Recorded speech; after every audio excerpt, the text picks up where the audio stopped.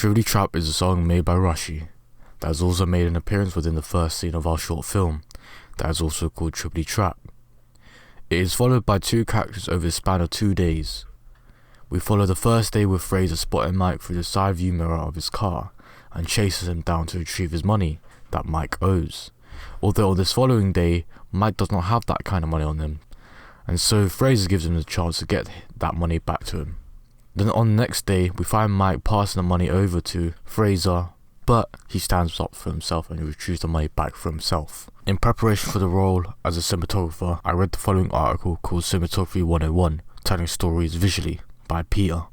It states that a DP is a term often used synonymously with a cinematographer.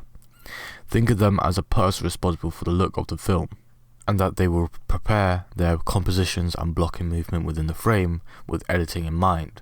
They are always thinking about what the editor will need and how the story fits together. We were heavily inspired by films such as Top Boy, Blue Story, and Adulthood for the general tone and look. I found that it was best we go for a raw, gritty, dark and surreal atmosphere whilst filming this short.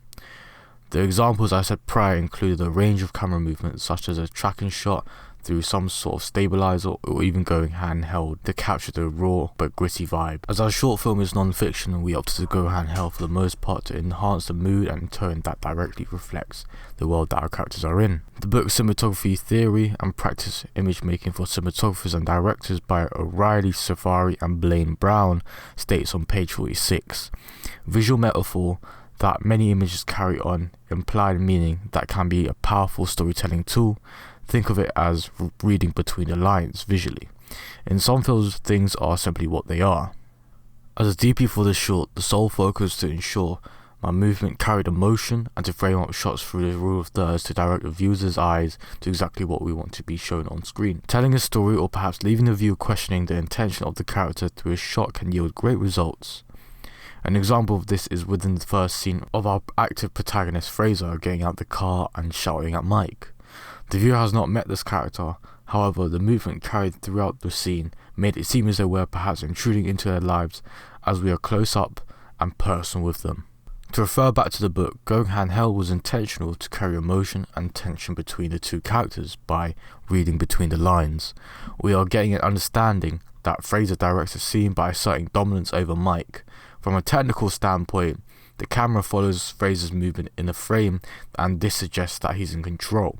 Another point to make is when Fraser was in search for his phone, that in itself is visual metaphor foreshadowing how he is later looking for his money from Mike. And the fact that they both have shaky camera movement is creating a link between the two scenes and within the story and eventually comes full circle. Unfortunately, as we follow these characters throughout the film, we can find them going through a chase scene and we can see an obnoxious amount of camera shake.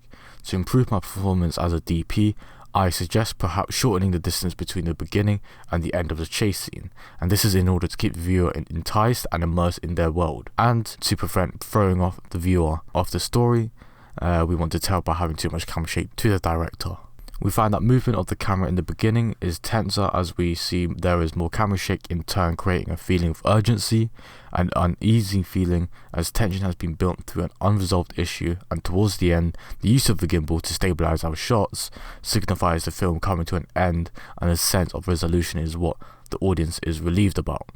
My job as a DP was to ensure lighting on screen was consistent. However, as the scene was shot on the same day, we were losing light, my exposure kept changing, as well as my white balance shifting hues ever so slightly. In hindsight, it would be good practice to manually set my white balance in camera, however I had to set my camera to auto white balance and thought I would just leave it up to the editor to correct and colour the footage later in post. This is bad practice and next time I will ensure that my white balance is set to manual and have my exposure set using histograms as we were losing light during the day.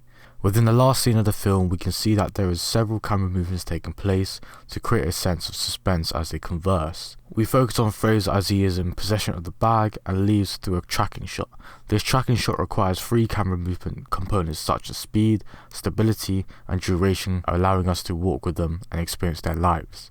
The movement we rehearse pushes the story along, creating a composition that is unique in its characteristics of introducing them into an empty world with dead space and being isolated from everyone around them.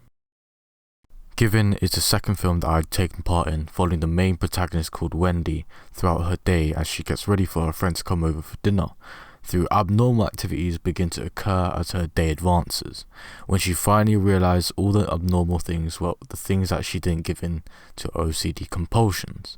The role I had taken upon on this project is an editor. The book Science of Storytelling, The Flawed Self by Will Storr asks the reader rhetorical questions such as, how have they learned to control the world? When unexpected changes strikes, what's their automatic go-to tactic for wrestling with the chaos? This is the kind of question I've begun to ask myself when in post-production, preparing myself for this role with careful and precise cutting to ensure better flow and better understanding of our character Wendy. An article by Future Learn on crafting your story in an edit states that it may be that you actually want to produce a sense of discontinuity, disharmony and disorientation, easily achieved by breaking the rules of continuity editing. Whilst continuity editing is excellent at providing coherence for physical action, it may not always be the best technique for offering psychological depth. A montage editing style which cuts together a collection of symbolically related images that suggest psychological relationships might be more effective if more abstract. We find that in the scene Hot Fuzz Lock and Loaded, there is a montage that had heavily inspired me in the pacing of the montage for our short Give In, and how I may be able to replicate the kind of cuts and flow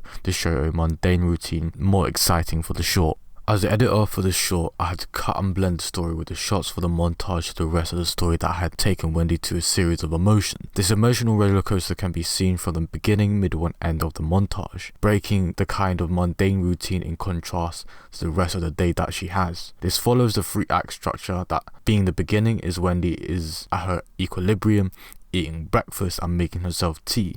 The middle is being that she sees the mudded tread marks from her friend's shoe on the floor, ruining her equilibrium and falling into a state of fear and panic, and the end of her is coming to that epiphany, and that is all down to her OCD, which is what we find is the resolution. We find that her OCD is the protagonist but also the antagonist of this story too. I personally thought the inclusion of the subtle zoom in through post-production was effective by creating this forced composition for the viewer to feel trapped in the scene, especially when the door undergoes locking by the second character. In an attempt to create seamless cuts for continuity, I used the audio effect crossfade and constant power within Premiere Pro for when we are in one scene, and for when we move to the next room or scene, it is a harsh cut, both in audio and video. This symbolizes importance, confusion and disillusion for when there is a harsh cut to build upon this idea of importance, confusion and disillusion. It also allows room for tension to be played when cutting the shots into a coherent sequence.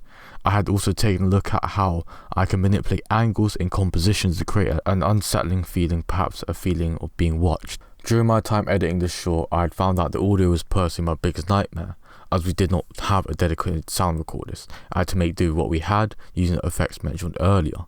I'd also come to a realization during post-production that unfortunately there was a ton of reverberation within the room during the shots, including dialogue, as well as being unable to take room tone out of the many clips used in the short as they were cut short. Next time I will communicate to the DP regarding sound, for example, room tone and atmos, to fill in any gaps for when there is no dialogue, as there shouldn't be utter silence in this film at any point in time.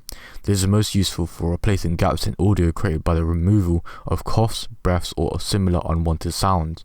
Placing room tone recording when there is no audio cut from the original recording of the dialogue can hide the fades and cuts in the dialogue audio. Not using room tone for these gaps create a noticeable area of silence that it will make your audio come across as less professional, as there is noticeable absence of sound. Next time I will be sure to choose story over the look of the shot. The example of this is when Wendy goes to check on her wardrobe and her teddy bear falls out. This is intended to scare both her and the audience, giving them a release from the tension and symbolizing how she views insignificant events. The mistake I made here was choosing to keep consistency in terms of the white balance to create a more fluid experience for the audience with minimal jarring moments, which could take them out of the story. But in doing this, I neglected the audience's emotional response, as the clip I chose was correctly white balanced, but it breaks the pacing of the other shots, and the framing emphasizes the moment already, preparing the audience for what will come, losing its shock value. It also hides her reaction, and so the moment becomes insignificant, unable to communicate its purpose, taken away from the story.